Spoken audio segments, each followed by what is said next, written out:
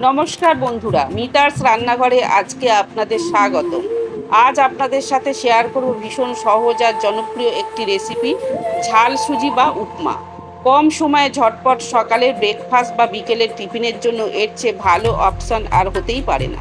একদম সাধারণ কিছু ঘরোয়া উপকরণ দিয়ে এটা তৈরি হয়ে যায়। চলুন শুরু করি। প্রথমে কড়াইতে কোনো তেল বা ঘি না দিয়ে শুকনো কড়াইতে এক বাটি সুজি হালকা লালচে করে ভেজে তুলে নেব। খুব বেশি কড়া করে ভাজবেন না, জাস্ট একটা সুন্দর গন্ধ বের হওয়া পর্যন্ত অনবরত নেড়েচেড়ে ভেজে নিতে হবে। সুজিটা এভাবে ড্রাই রোস্ট করে নিলে পোলাওটা একদম ঝরঝরে হবে, একটা গায়ের সাথে আর একটা লেগে যাবে না। এবার কড়াইতে পরিমাণ মতো রিফাইন্ড তেল দিয়ে প্রথমে বাদামগুলো হালকা লালচে করে ভেজে তুলে নেব। বাদাম ভাজার সময় গ্যাসের আঁচটা একটু কমিয়ে রাখবেন যাতে ভেতর থেকে সুন্দর মচমচে হয়। ভাজা হয়ে গেলে বাদামগুলো একটা পাত্রে তুলে আলাদা সরিয়ে রাখছি, এটা আমরা একদম শেষের দিকে ব্যবহার করব।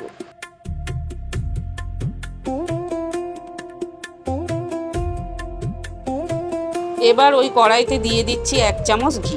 ঘিটা হালকা গরম হতেই ফোড়নে দেব একটি শুকনো লঙ্কা আর একটি ফাটানো গোটা এলাচ। সুগন্ধ বেরোতে শুরু করলে এর মধ্যে দিয়ে দিচ্ছি ফ্রেশ কারি পাতা।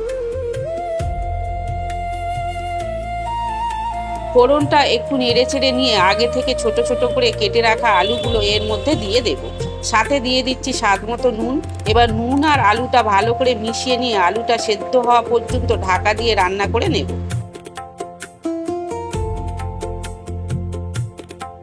আলুটা নরম হয়ে এলে ঢাকা খুলে একটু নেড়েচেড়ে নেব। এবার আগে থেকে ভেজে রাখা সুজিটা এর মধ্যে দিয়ে আলুর সাথে খুব ভালো করে মিশিয়ে নেব।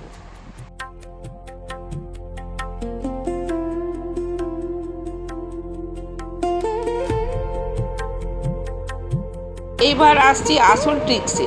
ঠিক যে বাটির মাপে আমরা 1 বাটি সুজি নিয়েছিলাম, ঠিক সেই বাটির মাপেই মেপে 2 বাটি জল এর মধ্যে দিয়ে দেব। জলটা দিয়ে খুব ভালো করে অনবরত নেড়েচেড়ে নিতে হবে যাতে সুজিটা দলা পাকিয়ে না যায়। গ্যাসের ফ্লেমটা মিডিয়ামে রেখেই নাড়াচাড়া করতে হবে। জলটা টেনে এলে এর মধ্যে দিয়ে দিচ্ছি স্বাদ মতো চিনি আর সামান্য নুন। ভালো করে মিশিয়ে নিয়ে ওপর থেকে ভেজে রাখা বাদামগুলি দিয়ে দেব।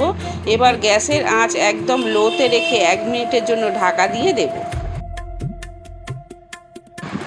মিনিট খানেক পর ঢাকা খুলে ওপর থেকে ছড়িয়ে দেব বেশ কিছুটা কাঁচা লঙ্কা কুচি আর নামানোর আগে দিয়ে দেব 1 চামচ ঘি।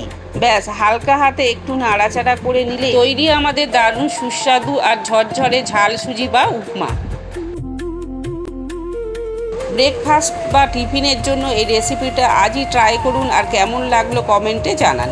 ভালো লাগলে লাইক করে চ্যানেলটা প্লিজ সাবস্ক্রাইব করে দেবেন। ভালো থাকবেন, সুস্থ থাকবেন।